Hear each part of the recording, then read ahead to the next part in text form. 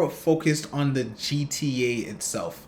So what this does is gives us an idea in terms of like the GTA itself, what's been going on with the market. So I basically just took two extremes. I took the two-story homes, which would always be on the higher end of the spectrum, and condos, which are normally on the lower end of the spectrum, just so you can see what's going on, and then well, we can just use our imagination to work the middle, right? So over the last month, we know that home prices have dropped for both condo and two-story homes.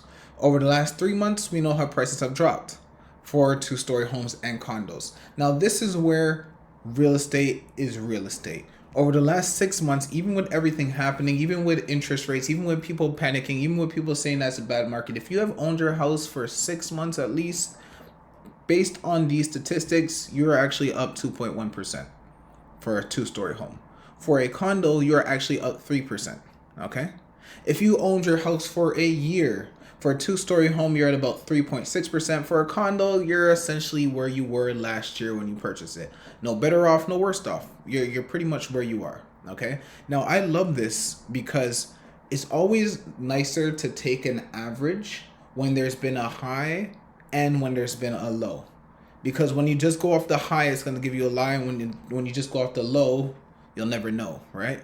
So, based off of the madness that's been going on, the excitement and the downfalls, in a 3-year window, normally when you purchase real estate, the expectation from a conservative stance would be about 4% per year of growth.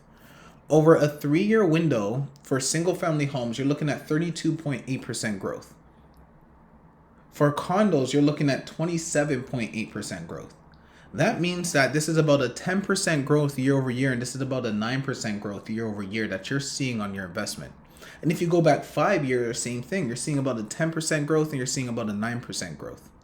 So that's how we're seeing the market in terms of a 5-year span. Remember, buyers are normally in their house 3 to 5 years when they're in their first transition, when they buy that first home. From an investment stance, you can see that within that 3 to 5 year window, if you play it for that kind of window of an investment, even with the market going up and down based on the numbers, the stance and the position you're going to be in is still going to be a solid position. Okay.